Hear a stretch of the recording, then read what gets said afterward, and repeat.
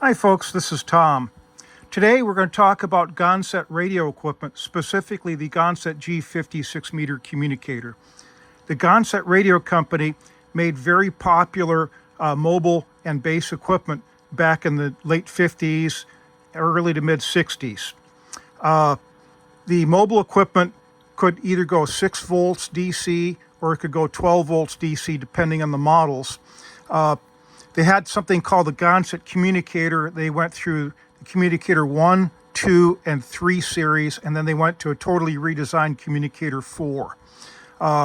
Those were typically low power, about 5 to 6 watts or under. They were made for the 6-meter ham band, the 2-meter ham band, and there's also a version of the Communicator IV that was made for the 220 ham band. They're very rare. Anyways, this is their high power answer to the Gonset Communicator mobile series. This is a base station. This is a Gonset, again, G50 6-meter communicator. You have VFO controlled receiver here with an S meter. The earlier Gonsets had magic eye tubes for tuning as opposed to an S meter, or I should say an electromechanical meter. You have 2 ways to transmit here. You can either have a crystal position. Let me double check. Okay, we're not going to demonstrate the transmitter yet because guess what? We're connected to the signal generator. And the last thing we want to do is blow up the signal generator. So I'm going to go ahead, I'm going to pull the crystal here as a safety. So now we can key up and it won't harm it. But let's do the receiver first. That way I can turn off the noise from the signal generator and then we'll do the transmitter. Okay, so we have a lamp control up here. You have 3 different things you can watch here on the meter. You can watch grid current, plate current, or modulation. Typically what I do is I watch plate current. You have a squelch control, an automatic noise limiter, and a volume control. You have a receive transmit switch, and there's a VFO crystal position for transmitting. You also have a spot function, and I'll get into that here later, and you have the load and the plate control there. Okay, let's run the volume up all the way here. If you hear that, you hear there's some AC in there. I'm not sure where the hum is coming from. I very slowly ran up the filter caps here, so they should be in good shape. Let me turn it that way.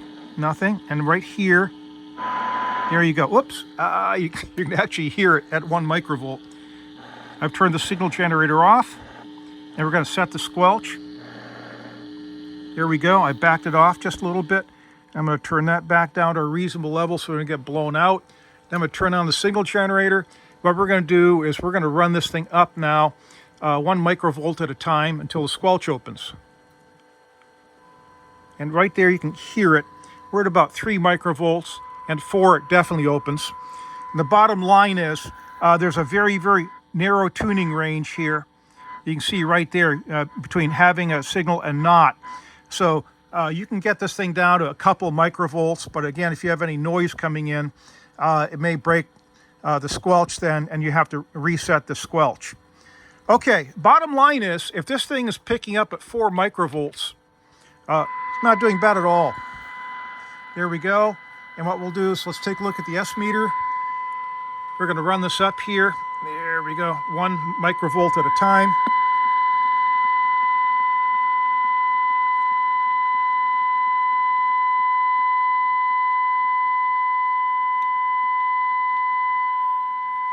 And I'm going to turn that down so we can hear ourselves here.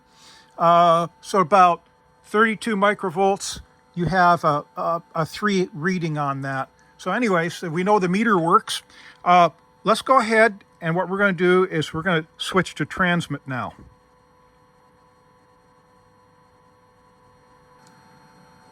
Welcome back, folks. We've reinstalled the crystal here, and what we're going to do is just take a look at the front of this real quick. This is actually in pretty nice shape. Yes, it's got some nicks in the paint. The front panel's not bad.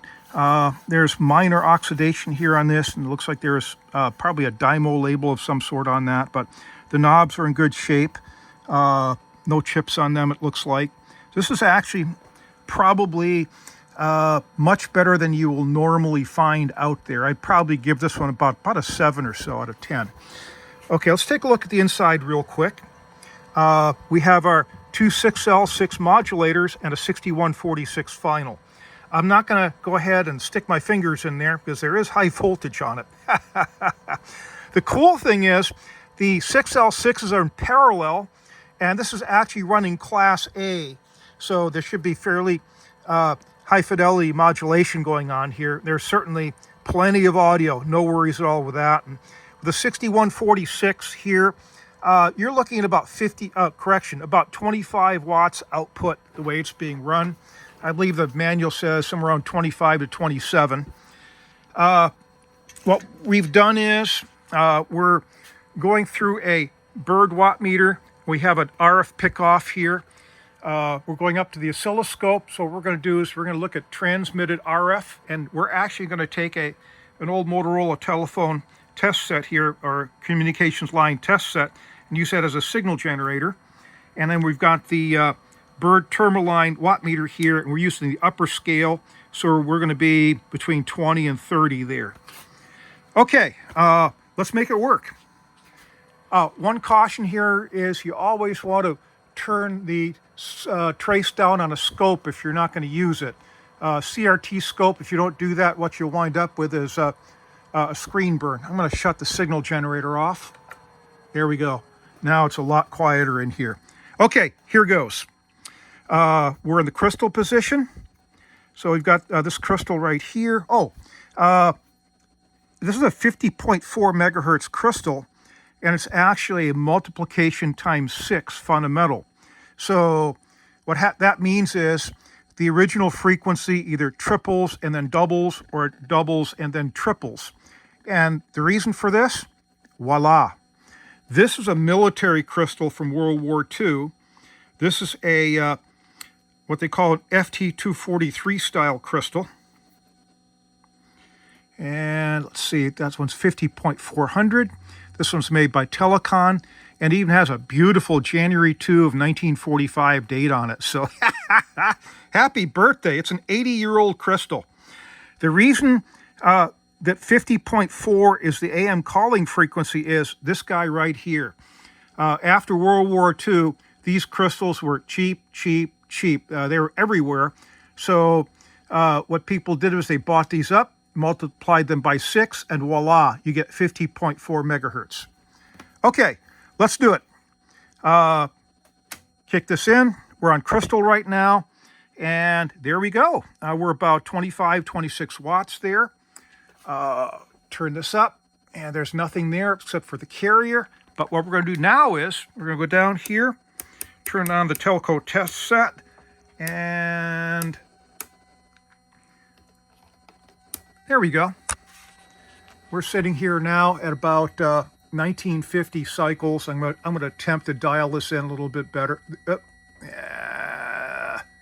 Yeah, the joys of having analog equipment. This worked perfectly fine earlier, and you go to demonstrate it here now, and it doesn't want to work.